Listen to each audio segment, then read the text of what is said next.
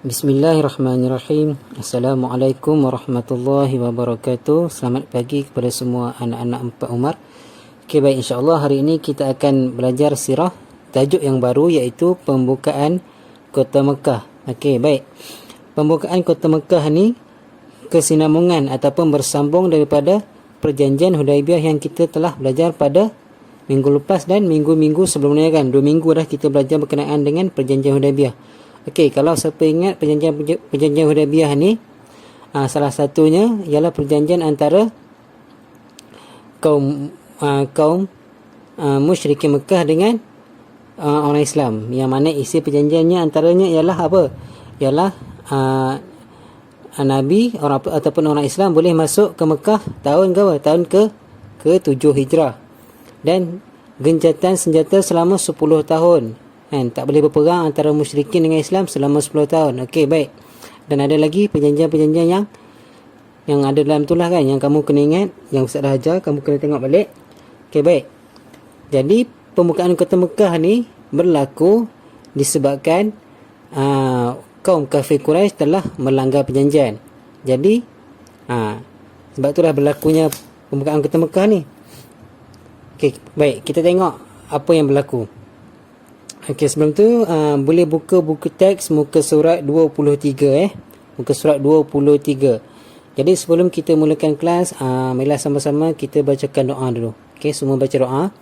Bismillahirrahmanirrahim. Allahumma aftah alaina hikmataka wa nashur alaina min khazaini rahmatika ya arhamar rahimin.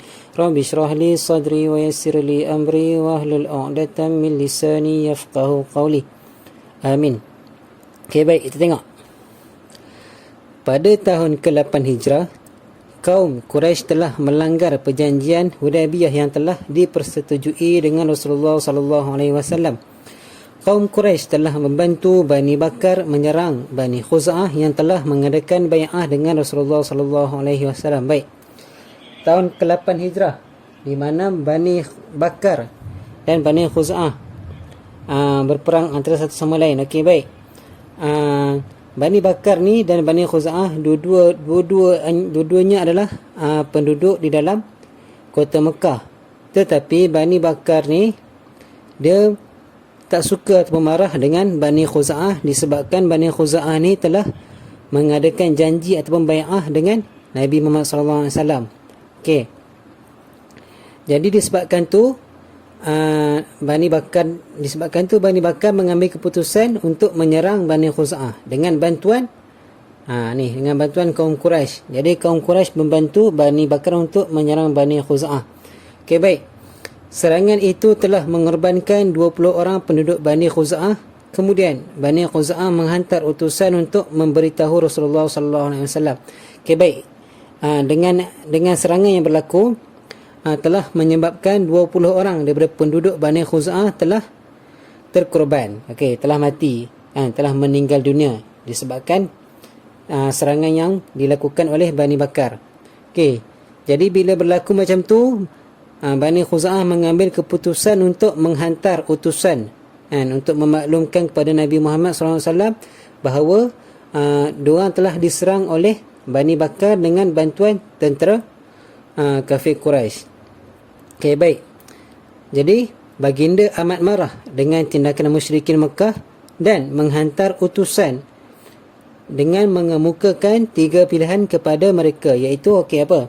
Bila Nabi dapat je utusan daripada Bani Khuza'ah tu, Nabi sangat marah lah.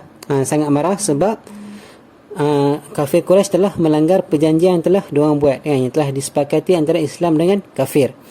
Okey, jadi apa yang Nabi kemukakan? Yang pertama, Nabi kata dikehendaki membayar diat ataupun pampasan ataupun ganti rugi sebagai tebusan darah kepada waris Bani Khuza'ah yang terbunuh.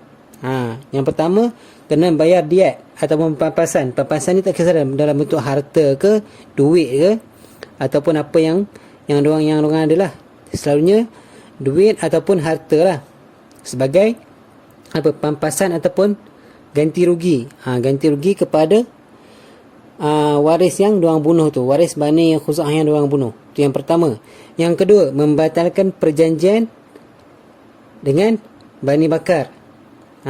membatalkan perjanjian dengan Bani Bakar, ataupun yang ketiga, terbatal perjanjian Hudaibiyah dan berperang dengan orang Islam. Jadi yang ketiga Nabi cakap kalau dua tak nak, satu tak nak, dua tak nak, okey, yang ketiga perjanjian Hudaibiyah ni terbatal dan perang berjalan macam biasa. Jadi tiga pilihan ni. Okey, baik. Kaum musyrikin Mekah terasa kewibawaan mereka tercabar, lalu memilih untuk berperang dengan orang Islam. Nampak? Jadi musyrikin Mekah ni, bila Nabi cakap macam tu, diorang belagak lah kan, konon sombong, konon rasa kuat, rasa hebat, tentera ramai. Jadi diorang mengambil keputusan untuk berperang dengan umat Islam. Okey, Rasulullah SAW bersama 10,000 orang tentera Islam menuju ke Mekah. Dalam perjalanan, Rasulullah SAW berhenti di Marah Zahran dan mendirikan khemah untuk bermalam di situ. Rasulullah SAW telah menyusun strategi dengan teliti agar dapat memasuki kota Mekah tanpa pertumpahan darah. Okey, jadi macam mana? Nabi berserta dengan 10,000 orang tentera menuju ke Mekah, dan dalam perjalanan Nabi telah berhenti di Mar Zahran. Di Mar Zahran ni nama satu tempat lah, tempat di dalam perjalanan nak ke Mekah tu. Dan Nabi berhenti di situ, Nabi mendirikan kemah dan telah memikirkan strategi yang perlu untuk Nabi buat. Strategi di mana masuk ke Mekah tanpa ada pertumpahan darah, tanpa ada yang terkorban lah. Itu maksud Nabi. Masuk ke Mekah tanpa ada yang terkorban. Okey, seterusnya,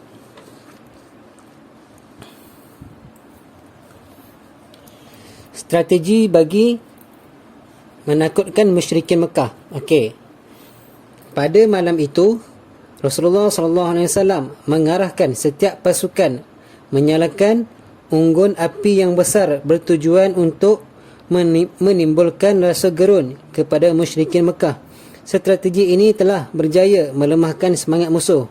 Kenapa jadi macam tu? Sebab apa?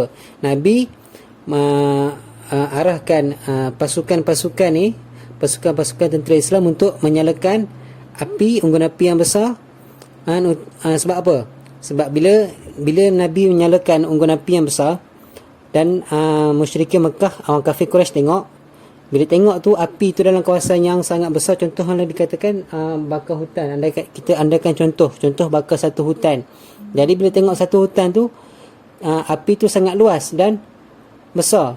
Jadi bila diorang fikir tengok macam tu, secara tidak langsung diorang akan berfikir yang tentera Islam ni datang dan bukannya 100-200, bukannya 1,000-2,000, dan datang dalam pasukan yang sangat ramai. Jadi bila diorang berfikir macam tu, timbullah rasa gerun ni, rasa takut, dan memang berfikir diorang takkan menang lah.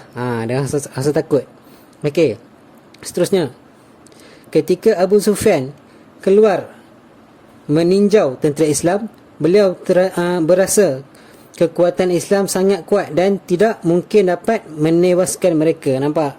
Jadi Abu Sufyan ni bila dia keluar pada malam tu lah, malam dia tengok api yang sangat besar tu, dia tinjau tengok kekuatan orang Islam, dan dia memang dirasa memang Islam memang waktu tu sangat kuat, dan dia memang dah give up dah. Dia dah menyerah kalah dah. Dia fikir yang memang diorang mungkin dah tak akan menang dah. Jadi strategi Nabi malam tu untuk melemahkan musuh berjaya lah, sebab ketua kafir Quraisy sendiri pun berasa yang diorang memang tak akan menang. Okey, seterusnya, di pertengahan jalan beliau terserempak dengan Abbas yang baru memeluk Islam. Setelah mendengar penjelasan Abbas, Abu Sufyan terbuka hati untuk menerima kebenaran Islam. Akhirnya Abbas membawa Abu Sufyan berjumpa dengan Rasulullah SAW dan beliau memeluk Islam.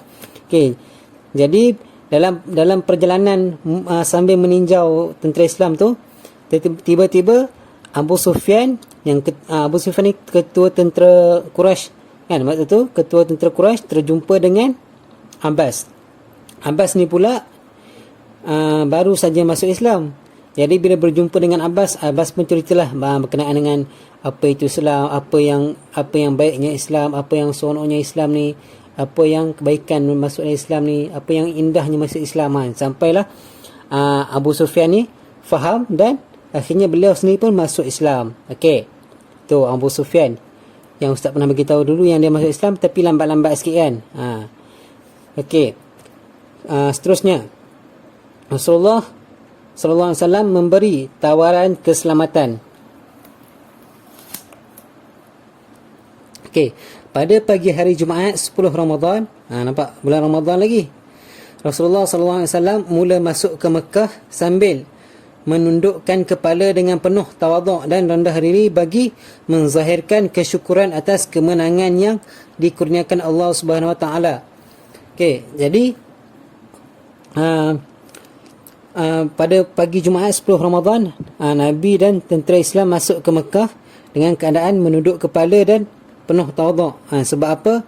Sebab rasa nak menzahirkan rasa syukur, rasa seronok, rasa memang bertuah sebab Allah bantu untuk menang dalam perang. Okey, jadi rendah diri, tawaduk tu Nabi tunjuk dan semua tentera Islam pun tunjuk dalam keadaan tidak bermegah-megah kan, masuk dalam keadaan diam, senyap, tunduk je kan, tak cakap banyak kan. Contoh kalau macam setengah kafir Quraisy, kalau bila mana dia orang menang, dia cakap okey, kami dah menang pada muka tentera Islam dah kalah, kami kuat apa semuanya kan. Itu kalau tentera Quraisy punya cara. Tapi Islam ajar bila menang ataupun sesuatu, kita dapat sesuatu, jangan rasa bangga dulu kan, merendah diri, bersyukur sebab semua tu Allah yang bagi, Allah yang bantu. Okey, tentera Islam memasuki Mekah melalui 4 penjuru yang ditetapkan oleh Rasulullah sallallahu alaihi wasallam. Terlebih dahulu baginda mengisytiharkan tawaran kepada penduduk Mekah, okey, bahawa mereka akan selamat sekiranya berada di tempat berikut. Okey, baik, sebelum tentera Islam masuk, Nabi dulu masuk. Okey, bila Nabi masuk,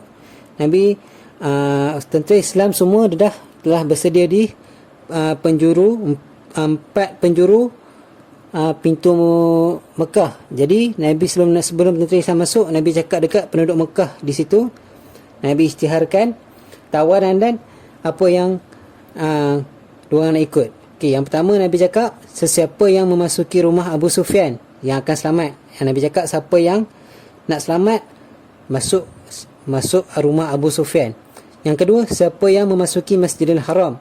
Yang ketiga, sesiapa yang memasuki rumah sendiri. Jadi 3 tempat ni Nabi kata siapa yang duduk dekat 3 tempat ni dia akan selamat. Okey.